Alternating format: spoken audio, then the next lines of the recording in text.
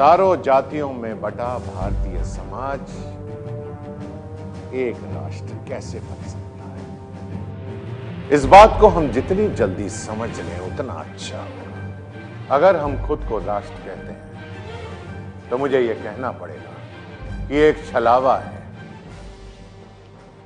भारत को अगर एक राष्ट्र बनाना है तो इस सच्चाई को भी रूबरू होना जरूरी है। और सच्चाई यह है कि जमीन के एक टुकड़े पर कई या अनेक लोग रहने से वो राष्ट्र नहीं बन जाता है। जाति राष्ट्र विरोधी है, क्योंकि ये दो जातियों के बीच ईर्ष्या और द्वेष पैदा करती है। राष्ट्र, नेशन, देश जमीन के किसी टुकड़े का नाम नहीं है। सामाजिक और आर्थिक जीवन में असमानता लोगों को तोड़ती है। जब आधुनिक भारत की नींव संविधान सभा में तैयार हो रही थी, तभी डॉक्टर अंबेडकर ने यह बात कही, देश को बनाना है तो दीवारों को तोड़िए, सवर्ण दलित की दूरियों को खत्म कीजिए। अंबेडकर ने क्यों कहा, गोबर के ढेर पर महल की तामीर की कोशिश मत कीजिए, देश बर्बाद हो जाएगा। कहानी की शुरुआत तो उनके अपने व्यक्तिगत अनुभव से ही हो जाती है, जो सिर्फ उनका अपना अनुभव नहीं था, बल्कि वो अनुभव इस देश के 50% आबादी का था। बाबा साहेब भीमराव अंबेडकर का जन्म 14 अप्रैल 1891 में एक साधारण महार परिवार में हुआ। अंबेडकर पढ़ना चाहते थे, यह उनके संघर्ष की शुरुआत थी।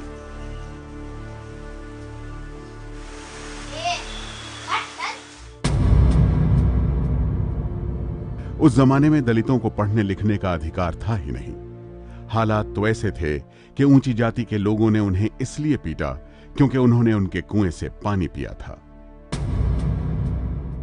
एक बार ब्लैक बोर्ड पर कुछ लिखने के लिए टीचर ने बुलाया, तो जैसे ही वहां गए तो सब बच्चे चिल्लाने लगे, क्योंकि वो ब्लैक बोर्ड के पीछे उन लोगों ने अपने अपने टिफिन बॉक्सेस लगाए हुए थे। तो ये अछूत के वहां लिखने के बाद वो खाना खराब हो जाएगा, ये उनका मानना था, और इसलिए इनको ये झेलना पड़ा। लेकिन संघर्ष का रास्ता भीमराव अंबेडकर ने नहीं छोड़ा। इंटर पास होने के बाद उनकी आगे की पढ़ाई के लिए घर में पैसों की कमी होने लगी। उन्हें सहारा मिला बड़ौदा राजघराने का। बड़ौदा राजघराने ने उन्हें पढ़ाई के लिए छात्रवृत्ति देने का फैसला किया। आज की मुंबई और उस वक्त के बंबई के एल्फिंस्टन कॉलेज से बीए पास करने के बाद भीमराव अंबेडकर ने नौकरी करने का फैसला किया। नौकरी मिली बड़ौदा में, लेकिन त्रासदी यह कि बड़ौदा में उन्हें अछूत होने की वजह से रहने को घर तक नहीं मिला और वहां उन्हें बेहद परेशानी का सामना करना पड़ा। वहां तो काम करने वाले साथी जो थे वो फाइल्स उनके पास भी नहीं आते थे। दूर से फाइल उनके टेबल पर फेंकते थे। छोटे छोटे लोग, इनकी बड़ी पोजीशन होने के बावजूद भी वो ये करते थे। साथ ही साथ जब वो ऑफिसर्स के क्लब में गए तो वो क्लब में उन्हें कहा गया कि आप इसमें शरीक नहीं हो सकते, आपको एक कॉर्नर में बैठना पड़ेगा।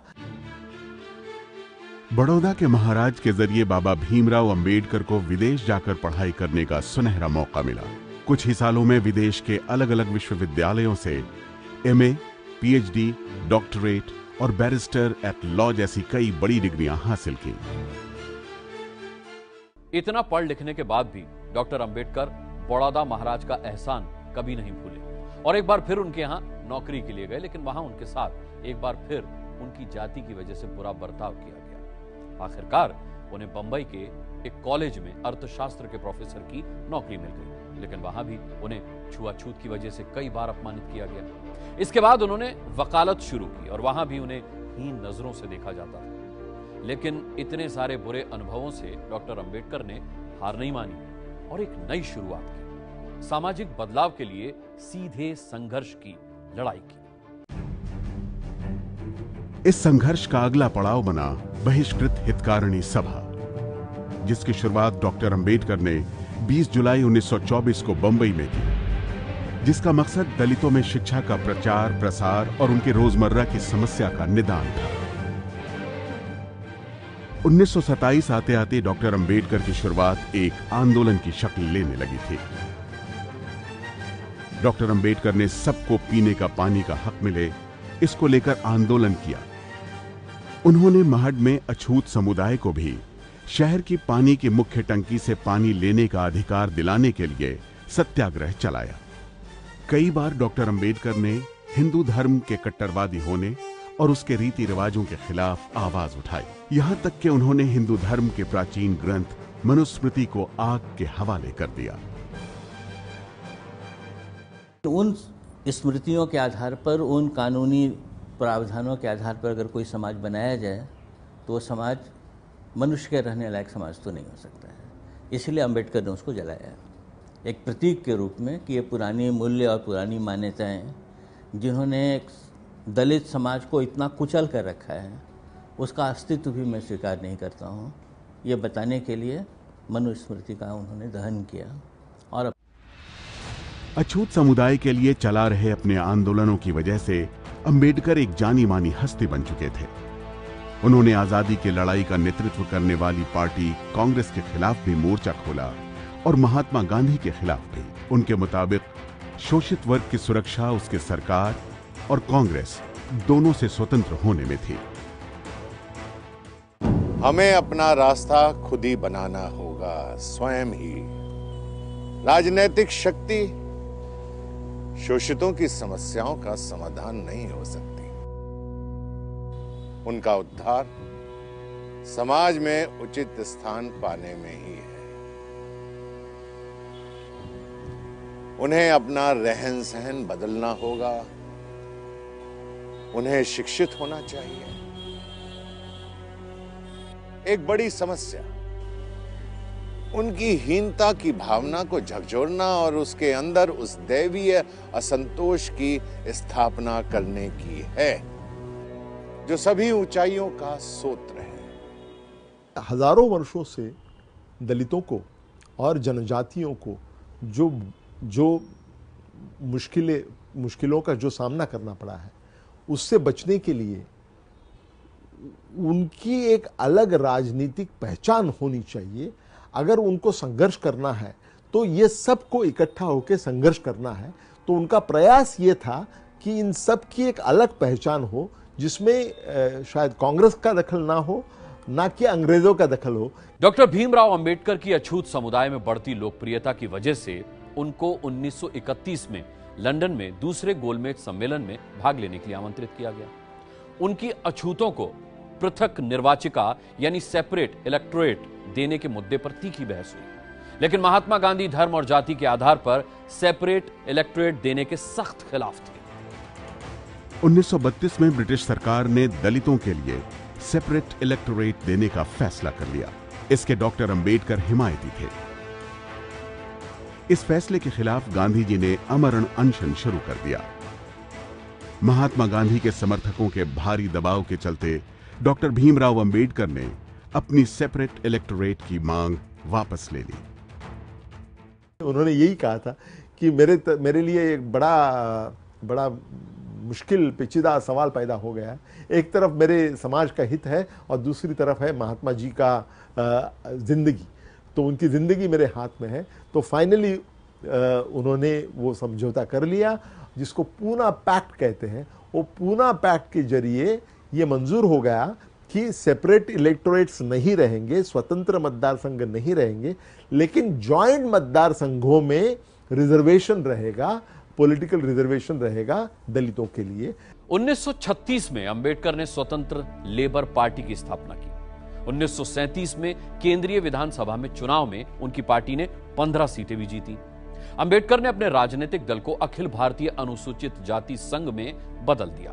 हालांकि इस दल ने भारत के संविधान सभा के लिए 1946 में हुए चुनावों में काफी खराब प्रदर्शन किया था।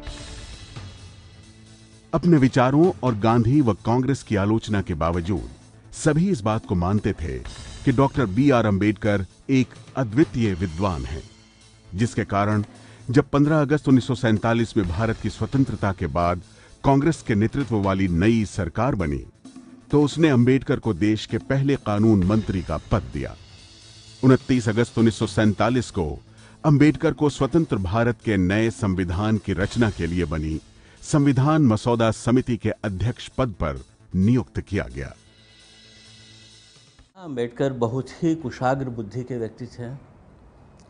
शायद मैं अगर ये कहूँ तो रेजर शार्प ब्रेन जिसको कहते हैं, वैसी उनकी समझ थी और गांधी उस समझ की बहुत इज्जत करते थे।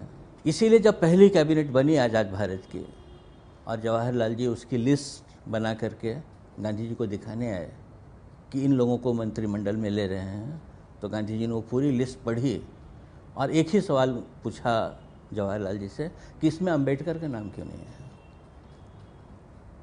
तो कुछ तीखी सी टिप्पणी जवाहरलाल जी ने की अंबेडकर के बारे में। गांधी जी ने कहा कि जवाहरलाल, ये आज़ाद भारत की कैबिनेट बन रही है, जवाहरलाल की कैबिनेट नहीं बन रही है। संविधान सभा के सामने देश चलाने के लिए एक मजबूत लेकिन भारत की विविधता को देखते हुए पर्याप्त लचीले संविधान बनाने की चुनौती थी। उनके सामने चुनौती समाज के आखिरी पायदान पर खड़े व्यक्ति, जिनको छूना भी पाप कहा जाता था, उन्हें भारत का हिस्सा बनाने का था। हिंदू धर्म में सबसे नीचे आने वाले को बराबर का अधिकार देने के लिए डॉक्टर अंबेडकर और विधानसभा के सदस्यों ने अनुसूचित जाति जनजाति को नौकरियों में आरक्षण देने का प्रावधान जोड़ा। ब्रिटिश कर्मचारी तंत्र में भारतीयों का प्रतिनिधित्व न होने के कारण भारतीय समाज कुंठित हो रहा है। इसलिए समाज के सभी लोगों का प्रतिनिधित्व होना चाहिए, नैतिकता के आधार पर और उनकी क्षमताओं के आधार पर उन्हें आरक्षण मिलना चाहिए। 150 वर्ष पुरानी अंग्रेजी शासन व्यवस्था में अपना प्रतिनिधित्व न मिलने के कारण भारतीय सवर्ण अपनी क्षमताओं का उपयोग नहीं कर पा रहे हैं। तो भारत के दलित समाज की स्थिति का अनुमान लगाया जा सकता है। मैं जोर देकर कहता हूं कि आरक्षण एक अच्छा सिद्धांत है और अवसर की समानता होनी चाहिए। उसी समय यह भी प्रावधान होना चाहिए कि कुछ समुदायों को शासन में स्थान देना है, जिन्हें अभी तक प्रशासन से दूर रखा गया है। में उन्होंने कहा कि हमारे देश में राजनीतिक लोकशाही जरूर है, लेकिन राजनीतिक लोकशाही अपने आप में काफी नहीं है। इस राजनीतिक लोकशाही को आर्थिक लोकशाही में और सामाजिक लोकशाही में परिवर्तित कर देना चाहिए। समानता को प्रस्तापित करने के लिए जो पिछड़े हुए लोग हैं उनको हाथ देना चाहिए, उनको संरक्षण देना चाहिए। इसके लिए एक रचना उन्होंने की जिसको इंडियन अफर्मेटिव एक्शन कह सकते हैं, उसको हम लोग आरक्षण कहते हैं। संविधान निर्माण के दौरान डॉक्टर अंबेडकर के साथ साथ देश के पहले प्रधानमंत्री जवाहरलाल नेहरू के लिए चिंता का विषय जो बना वो था हिंदू कोड बिल, यानी वो कानून जो हिंदुओं के रीति रिवाजों में क्या गलत है और क्या सही है इसका दायरा तय करता था। मसलन जब यह बिल पेश हुआ तो हिंदुओं को तलाक का अधिकार नहीं था, हिंदू पुरुष को एक से ज्यादा शादी का अधिकार था, विधवाओं का संपत्ति में कोई अधिकार नहीं था और ना ही वो दोबारा शादी कर सकती थी। हिंदू कोड बिल के बारे में एक बात साफ तौर पर समझ लेनी चाहिए कि इस कानून को हम बहुत अहमियत देते हैं। हमारी सरकार इस बिल को पास कराए बिना सत्ता में नहीं रह सकती। ये वो दौर था जब हिंदू कोड बिल संविधान सभा में चर्चा के लिए रखा ही गया था, लेकिन क्या वो समय इन बदलावों के लिए मुनासिब था? नेहरू मानते थे कि अगर देश को आगे बढ़ना है तो हिंदू कोड बिल जैसा कानून का होना जरूरी है। इस मामले में उनके साथ खड़े थे कानून मंत्री डॉक्टर B.R. अंबेडकर। अगर आप सभी हिंदू संस्कृति और हिंदू समाज की रक्षा करना चाहते हैं और उसे बचाना चाहते हैं, तो उसमें जो खामियां हैं उसे सुधारने में हिचकिचाइए मत। यह बिल उन हिस्सों का सुधार चाहता है जो बिगड़ गए और इसके अतिरिक्त यह बिल और कुछ नहीं। हिंदू समाज के अंदर की बहुत सारी बुराइयां ऐसी थीं जिन बुराइयों को समाज सुधारकों की कोशिश से दूर करने की प्रयास चलते रहे, लेकिन अब तो अपनी सरकार बन गई थी। तो जिन कोशिशों को समाज सुधारकों ने अब तक किया था, उन कोशिशों को सरकार कानून के द्वारा क्यों नहीं दूर कर दे, उन बुराइयों को ख़त्म करे, इसकी कोशिश में हिंदू कोड बिल बना। हिंदू कोड बिल का विरोध होना शुरू हो गया। सबसे विवादित मुद्दा था सिर्फ हिंदुओं के लिए कानून क्यों लाया जा रहा है, सभी धर्मों के लिए यूनिफॉर्म सिविल कोड क्यों नहीं।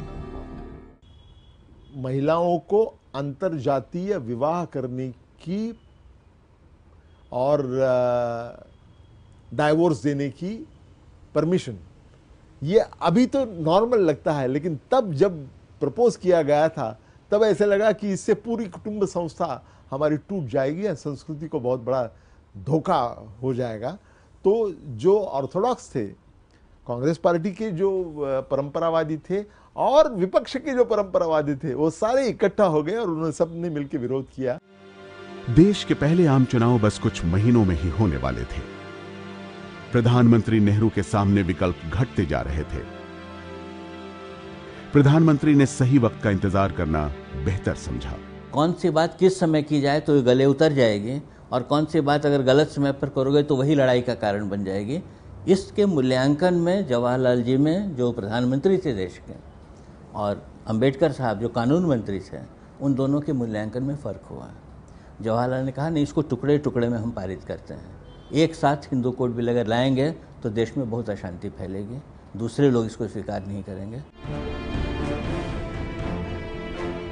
इस ऐलान के साथ हिंदू संगठन तो शांत हो गए, लेकिन कानून मंत्री अंबेडकर ने इसे अपनी साख से जोड़ते हुए इस्तीफा दे दिया।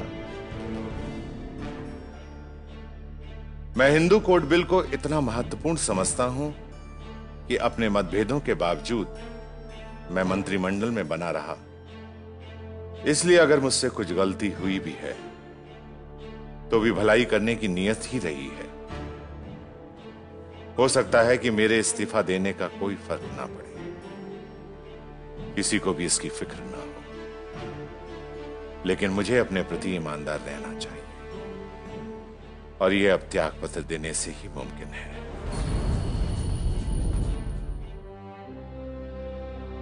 अंबेडकर के इस्तीफा देने से पहले 26 नवंबर 1949 को संविधान सभा ने संविधान को अपना लिया और 26 जनवरी 1950 को संविधान लागू कर दिया गया और भारतीय गणतंत्र का उदय हुआ।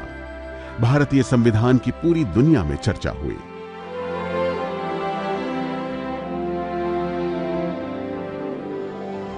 आगे चलकर अंबेडकर ने 1952 में लोकसभा का चुनाव निर्दलीय लड़ा, लेकिन हार गए।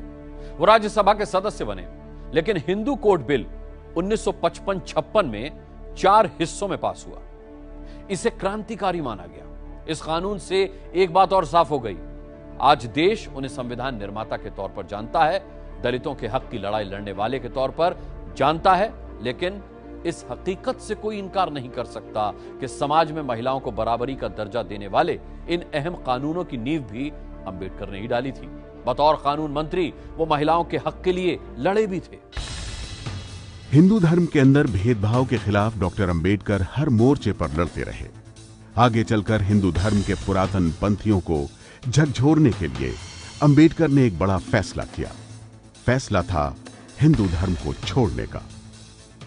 चरत भिक्खवे चारिकं बहुजन हिताय बहुजन सुखाय लोकानुकंपाय अर्थाय हिताय सुखाय देव। ये तस्वीरें उस दिन की हैं जब बाबा साहेब भीमराव अंबेडकर ने अपना धर्म परिवर्तन किया।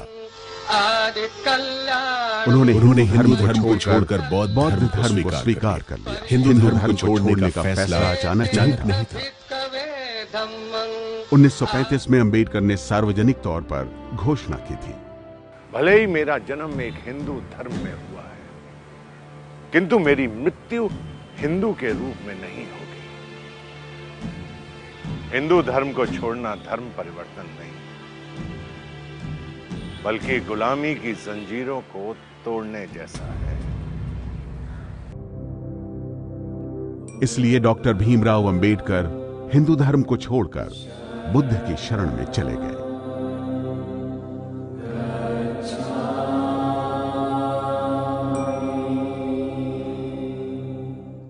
स्वातंत्र्य, समता और बंधुत्व, ये जो तत्वत्रयी है, इस पर विश्वास रखने वाला और कोई जाति भेद नहीं मानने वाला और भारत की मिट्टी से ही उभर आया हुआ जो बौद्ध धर्म है, वो उन्होंने हमारे लोगों के लिए सही धर्म सोच लिया। बाबा साहेब अंबेडकर को शायद वो दर्जा कभी मिला ही नहीं जो उन्हें मिलना चाहिए था।